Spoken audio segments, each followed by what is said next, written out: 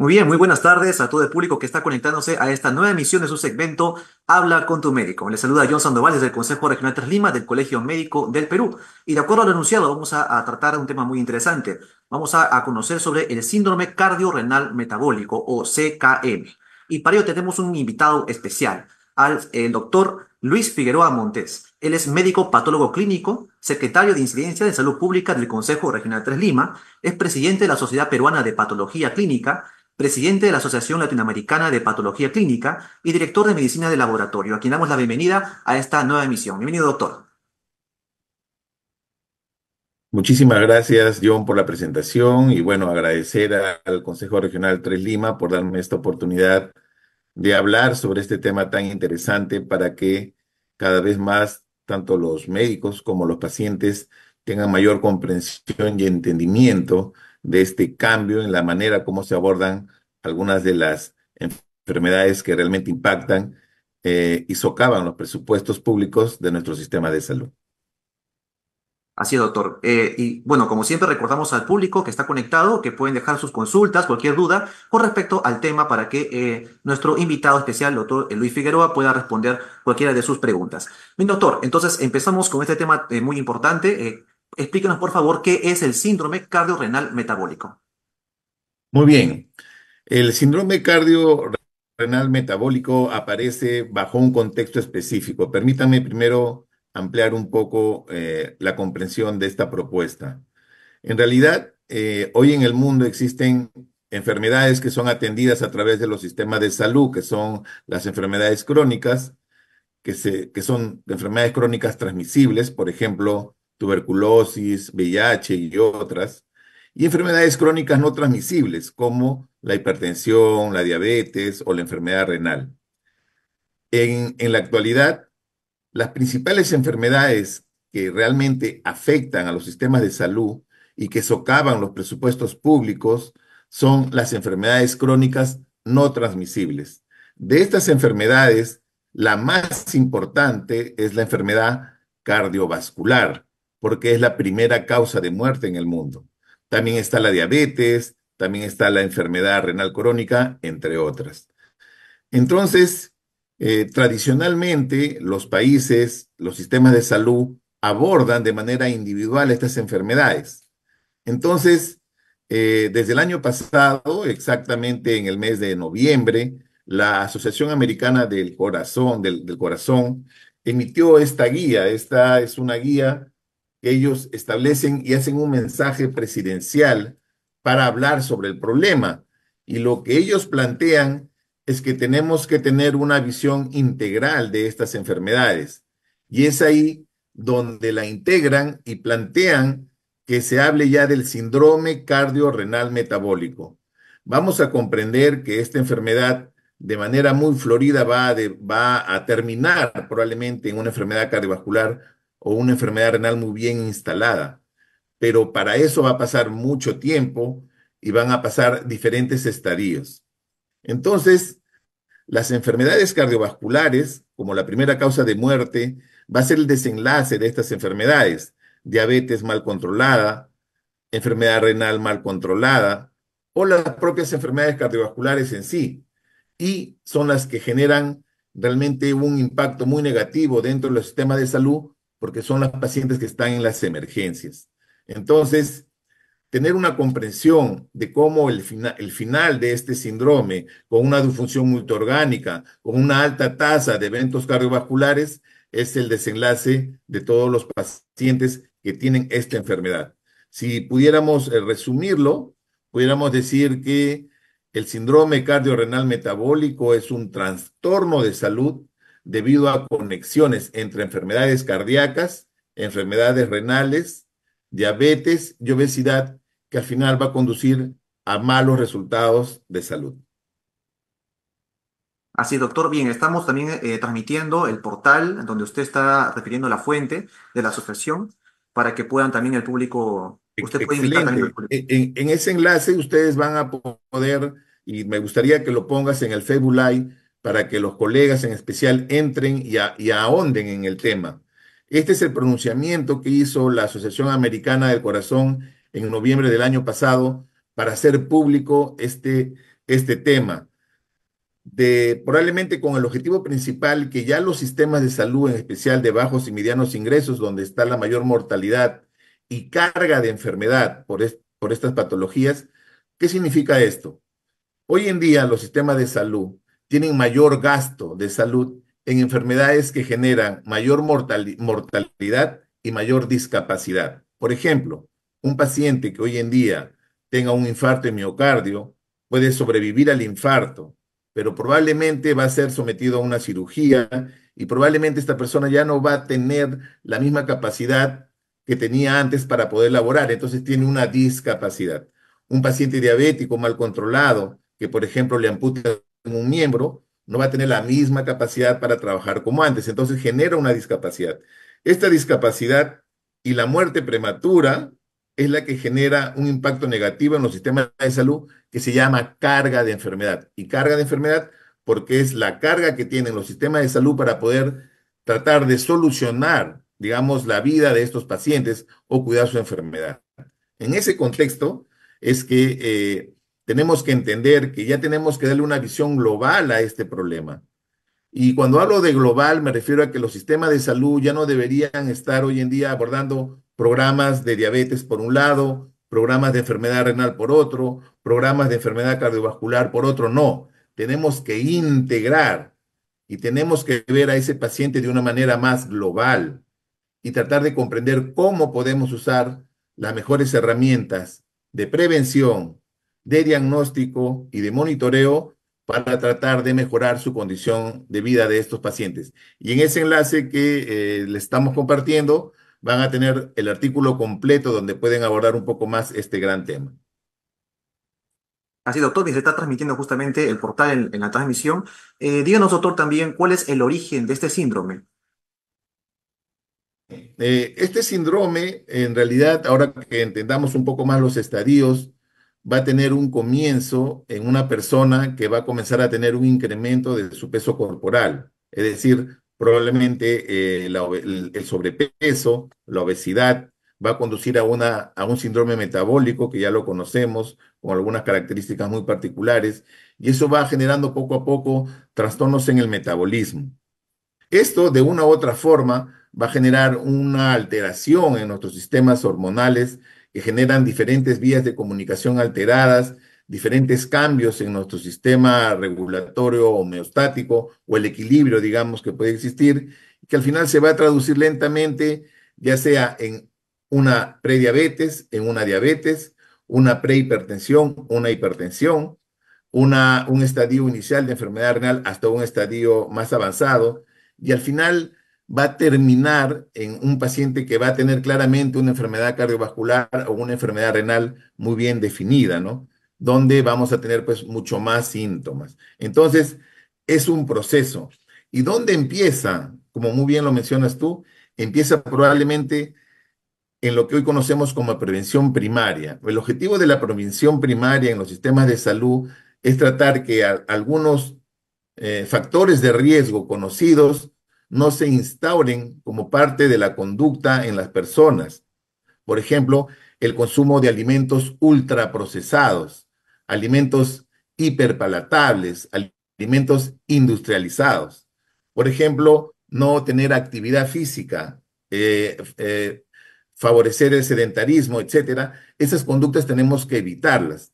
Si eso se instala en el colectivo individual o ya a nivel de una de salud pública un poco más amplio, poblacional, va a generar algunos cambios en nuestra conducta. Si a eso le agregamos lo que hoy en día se conoce como las determinantes comerciales, el consumo de alcohol, tabaco, etcétera, puede terminar obviamente en las enfermedades que he mencionado, ¿no? En el desenlace de estas enfermedades que pudieran ocasionar mortalidad o pudieran ocasionar una discapacidad importante. Así, doctor. Por supuesto, las personas que pueden tener, digamos, la intención de mejorar sus hábitos para justamente no conllevar este tipo de enfermedades, también es importante la participación del sistema de salud, en las políticas públicas, lo que promueva justamente estos tipos de actividad o de estilos de vida en las personas para que tengan justamente una vida más saludable. Cuéntenos, doctor, también cuáles son los estadios o clasificación con respecto a este síndrome.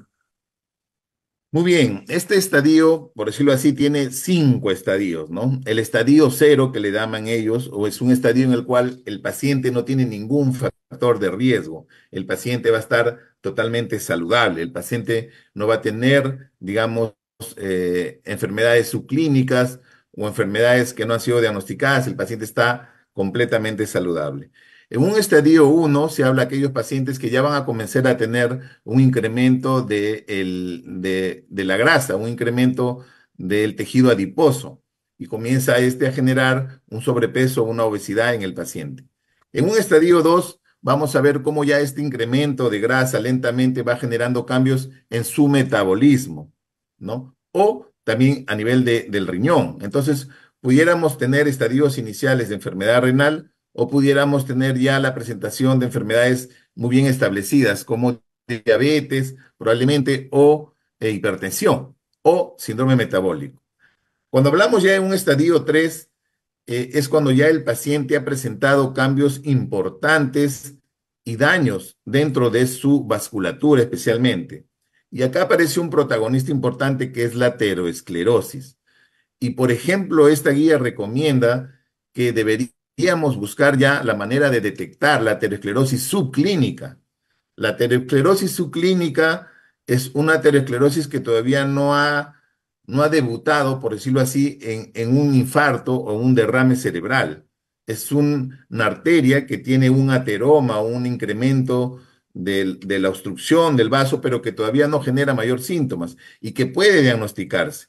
Entonces, buscar esta enfermedad de una manera subclínica en los pacientes, probablemente que ya tengan algún grado de falla cardíaca o algún grado de ateroma subclínico, va a permitir diagnosticar a los pacientes en este estadio. Y el estadio 4 ya es cuando este paciente tiene probablemente o el infarto de miocardio o el derrame cerebral o la enfermedad renal a partir de un estadio 4 o 5, que son los estadios de la enfermedad renal, arteriopatía periférica, o que el paciente ya tiene una insuficiencia cardíaca. Es decir, ya el síndrome cardiorrenal metabólico está en todo su esplendor, por decirlo así, ha llegado a su etapa más grave. Y con respecto a esto, doctor, ¿cuál es la importancia de un diagnóstico temprano con respecto al síndrome de CKM? Muy bien, en esta guía ustedes van a poder entender que en base a los estadios que he mencionado, recomienda inclusive que desde los 3 años de edad los pacientes deberían ser sometidos a un diagnóstico oportuno, ¿ya? Es decir, someterlos a tamizajes. En realidad, la guía divide a los pacientes menores de 21 años y mayores de 21 años. Pero en todos ellos hay que iniciar con el tema de el índice de masa corporal, es decir, cómo va el tema del peso. Y conforme va avanzando la edad, se van incorporando algunos perfiles de laboratorio importantes para cada etapa de esta enfermedad. Por ejemplo, en el estadio 1, que el paciente tiene ya un índice de masa corporal elevado, recomendarían la glucosa como un test importante, medir el índice de masa corporal, que se puede medir rápidamente con peso y talla, o la circunferencia abdominal con cintas métricas. También podrían recomendar la medida de la hemoglobina glicada, por ejemplo, en esto, básicamente buscando la prediabetes o la diabetes. En un estadio 2, donde ya tenemos quizás instalado un síndrome metabólico, aparte de medir índice de masa corporal, presión arterial, la glucosa en ayunas, una tolerancia, por ejemplo, dependiendo del paciente, hemoglobina glicada o algunos componentes del perfil lipídico como HDL, triglicéridos, colesterol, podrían agregar otros instrumentos que ayuden a detectar este tipo de pacientes. Y se va comenzando a iniciar el tamizaje. Si el paciente ya pasa a un estadio 3, ya tenemos que incluir otros parámetros. Por ejemplo, ya acá recomiendan medir la concentración de calcio coronario, es decir, se le tendría que someter al paciente a una tomografía para ver que si dentro de su corazón hay alguna concentración o no de calcio en sus arterias coronarias. O también otros procedimientos cardíacos, como un ecocardiograma o un cateterismo cardíaco, si fuéramos un poco más invasivos.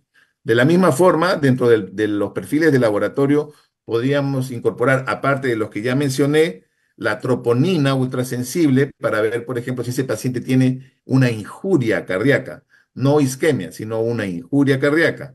También se pueden agregar péptidos natriuréticos para ver si el paciente tiene ya una insuficiencia cardíaca. También se pueden agregar las pruebas del perfil renal, como albúmina, creatinina en orina y creatinina sérica para ver el estadio. Y en el estadio final, los mismos test probablemente, pero ya verlo desde otra perspectiva, quizás ya para ir pensando en qué medicamento ideal debería recibir esos pacientes. ¿Y cómo, doctor, se está abordando este tema actualmente? ¿Existe algún programa que busque su detección aquí en el país? Mire, en la actualidad, nuestro país obviamente tiene digamos, desde el Ministerio de Salud, una entidad que se encarga de luchar contra las enfermedades crónicas no transmisibles. Podría hasta considerarse que es parte de las políticas públicas, pero en la realidad, a nivel ya de sistemas de salud, no aterriza todavía una prevención oportuna de estas enfermedades. Programas de prevención de diabetes, programas de prevención de enfermedad renal crónica, programas de enfermedad cardiovascular, no es parte, digamos, de la atención rutinaria en los sistemas, o un programa de síndrome metabólico. Entonces, hoy en día yo creo que tenemos que hacer mucho más para tratar de prevenir a estas enfermedades que son las que socavan los presupuestos nacionales. Y esta propuesta, que es reciente, todavía no está incluida desde una visión más integral dentro del sistema de salud. Por ejemplo, yo trabajo en la seguridad social. Hoy en día en la seguridad social se ha avanzado mucho con lo que es la prevención de la enfermedad renal. Existe inclusive un módulo de salud renal que se llama MOSARE. Pero ya tendríamos que ver de qué forma integramos la diabetes. Ya tendríamos que ver de qué forma integramos la enfermedad cardiovascular. De tal manera que haríamos un programa un poco más amplio, ¿no? Por ejemplo, yo hablaba, ¿por qué no hablamos del programa de salud cardiorrenal metabólico? Mosacareme, por ejemplo, ¿no? Y eso debería ser, ¿no? Donde los pacientes sin, digamos, evidencia médica, o mejor dicho, de enfermedad, con pruebas de tamizaje o de screening, ayudarían a hacer más visible este tema para poder rápidamente hacer intervenciones más oportunas en estos pacientes, para evitar de que en un futuro tengamos más pacientes con diabetes no controlada en las emergencias, más pacientes con infartos, más pacientes con enfermedad renal, más pacientes con derrames cerebrales, que literalmente son lo que nuestras emergencias tienen, ¿no? Y si a eso le agregamos, obviamente, quizás que los petitorios farmacológicos no brindan medicamentos que hoy en día ya se recomiendan en el mundo, esto hace aún más complejo. Por eso es la importancia de que hablemos de este síndrome, que conozcamos de la importancia de hacer un cambio en nuestro sistema de salud en beneficio de la población y más aún en este mes, que es el mes de corazón, hablemos de este gran problema como una enfermedad cardiovascular global que tiene que ser abordada desde otra perspectiva, ¿no? En beneficio de nuestros pacientes. Así es, doctor. Con respecto al tratamiento, entremos en ese terreno también. ¿En qué consiste el tratamiento clínico contra este síndrome? Bueno, en realidad el tratamiento va a depender mucho de en qué estadio se encuentra el paciente, ¿no? Y va a depender mucho también del sistema de salud, con qué medicamentos contamos. Hoy en día hay muchos medicamentos que están demostrando muy buenos beneficios a nivel mundial, pero muchos de ellos todavía no son parte del petitorio clásico farmacológico en los hospitales públicos, ¿no? Es un tema que valdría la pena de repente desde el Colegio Médico generar un foro para hacer más visible esta necesidad. Hoy en día, por ejemplo, en la mañana leí un artículo muy interesante de la Organización Panamericana de la Salud y su revista, y abordaba cómo un tema tan simple, por decirlo así, como la hipertensión, tenía enormes problemas de acceso a medicamentos en nuestros países. Y hay medicamentos que ya deberían usarse. Por ejemplo, el, el poco acceso a la terapia combinada de la hipertensión es un gran tema y que lamentablemente nuestro sistema de salud lo aborda. Entonces, tenemos muchas limitaciones, pero eso no significa que no tengamos que decir las cosas para tratar de ir tratando de cerrar esta brecha que existe en nuestros sistemas, ¿no? Así, doctor, le leo un comentario de Alejandra Bendezú. En atención primaria, ¿cuál es el enfoque, tamizaje o detección? Ya que no se cuenta con los exámenes auxiliares que ha mencionado. Yo creo que los sistemas de salud, los subsistemas de salud más importantes en el Perú, el ministerio o el salud, deben de tener un cambio en su manera como están manejando las redes de laboratorio. Las redes de laboratorio tienen que ser integrales. Las redes de laboratorio deben de permitir que en el nivel primario se tomen muestras de laboratorio hacia un segundo nivel para que el paciente tenga sus resultados oportunamente. Deberíamos fortalecer los laboratorios del segundo nivel y no crear laboratorios clínicos, por ejemplo, de juguete en el primer nivel, que no permitan abordar de manera adecuada las pruebas que necesitan nuestros pacientes.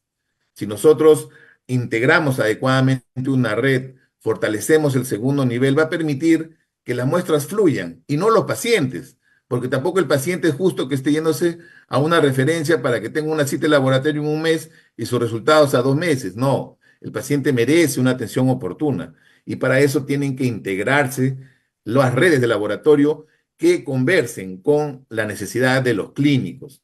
Y en el primer nivel ese es el tema. En la medida que se integren de acuerdo a las necesidades, en especial estas enfermedades tan importantes, deberíamos contar con todos los medicamentos esenciales y los dispositivos de laboratorio esenciales para atender estas enfermedades. Así es. Leo otro comentario de Débora Banda. Menciona, yo trabajo en salud, primer nivel, y sí permite solicitar exámenes en mayor complejidad. Claro, correcto. Por ejemplo, yo trabajo en la red Revaliati, ya nos vamos por los 3 millones de asegurados, es la red de salud más grande. Trabajo en el Hospital Tres Suárez Sangamos de la Seguridad Social y nuestro laboratorio atiende al 100% diferentes centros del primer nivel, donde les damos una cartera de laboratorio de más de 140 pruebas y los pacientes tienen los resultados en menos de 24 horas. Entonces va a depender mucho cómo se organicen las redes, cómo se tiene que llegar hacia el principio de la seguridad social, que es la integralidad. Es decir, que ese paciente tenga acceso a todo independientemente de su ubicación geográfica, por decirlo así. Igual debería pasar en el ministerio, ¿no? Pero es un tema de cómo deberían organizarse los sistemas de salud en redes para poder tener la oportunidad de la atención, ya sea para pruebas que van a ayudar al paciente o la consulta tradicional, ¿no? Ujú. ¿En cuánto tiempo usted estima que este paradigma cambie con respecto a este tipo de síndrome? Muy buena pregunta. Yo creo que esto va a darse en la medida que nosotros, los médicos y los pacientes comprendan que esto tiene que ser más público, más visible, esto tiene que resonar, esto tiene que tener un eco y tenemos que hablar de este tema. Tenemos que exigir a nuestras autoridades en la micro, en la meso o en la macro gestión la inclusión de políticas públicas que traten de implementar políticas que permitan reducir el impacto de las determinantes, por ejemplo, comerciales en los sistemas de salud, luchar contra las determinantes sociales adversas a la salud, que es otro gran problema. Yo creo que en la medida que nos involucremos y hagamos visible la necesidad de implementar pruebas, de fortalecer redes de laboratorio, de fortalecer el diagnóstico, eso va a ayudar. Hoy en día la Comisión de Diagnóstico de Lancet ha publicado que solo el 49% de la población mundial accede a un diagnóstico. Y esto va cambiando desde el primer nivel hasta el tercer nivel. El tercer nivel debe de enfocarse a implementar laboratorios especializados. Por ejemplo, si hablamos de la dislipidemia, deberían estar implementando laboratorios para diagnosticar hipercolesterolemia familiar, hipertrigliceridemia familiar o alguna quilocrinemia genética. Hacia ese nivel tenemos que apuntar, tener laboratorios especializados que resuelvan los problemas de nuestra población. En el segundo nivel, grandes laboratorios centralizados que resuelvan la necesidad. Y en el primer nivel, que los pacientes tengan toda la oportunidad de atención, tanto para la consulta como para las pruebas que van a ayudar a definir su diagnóstico. Entonces, ante tu pregunta, yo creo que va a depender de cuánto nos involucremos y hagamos visible esta necesidad para nuestra población en nuestro sistema de salud. ¿Cuánto? No lo sé.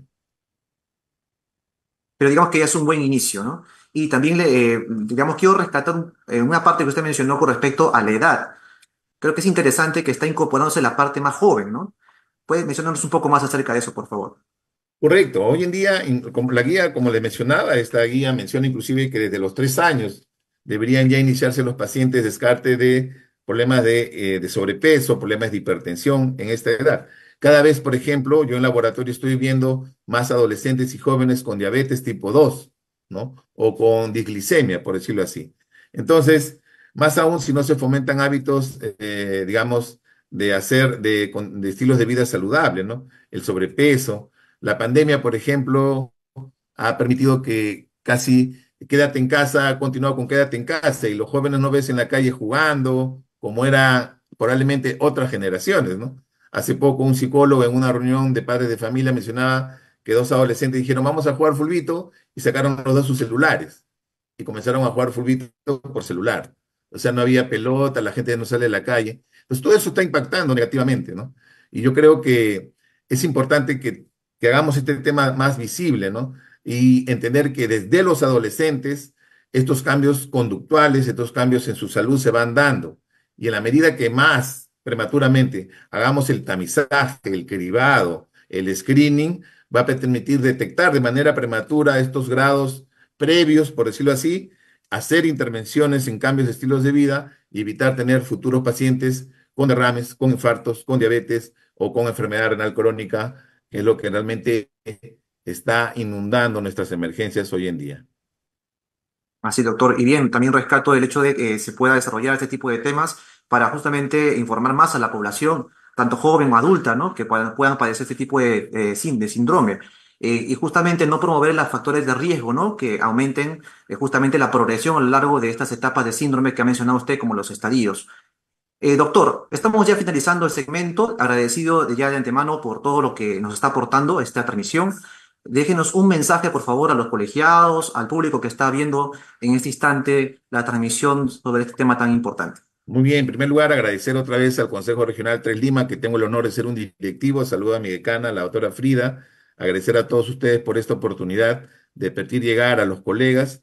Yo, en esta oportunidad, comentar que desde mi secretaría estamos implementando probablemente una propuesta muy interesante, justo enfocado a este tema, para ver de qué forma puede escalar eso a un nivel mayor.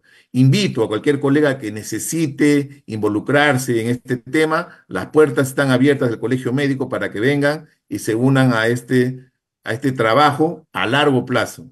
Invito a todos los colegas que quieran conocer más de este tema, leer un poco más al fondo. También quisiera que compartan un video de una conferencia que ya realicé al respecto para que puedan ahondar un poco más. Y bueno, agradecer a todos por esta oportunidad. También Haciendo un mencionar a la resumen, hemos comunidad, a los visto ya pacientes todo lo que es la que involucren diabetes, a hemos sus sistemas de abordado salud enfermedad renal para que puedan crónica, tener acciones acceso a sus citas, patológicas. a sus exámenes Van a que actuar necesitan diferentes, para poder abordar las digamos, enfermedades que tienen. Y es la única mecanismos, forma, ¿no?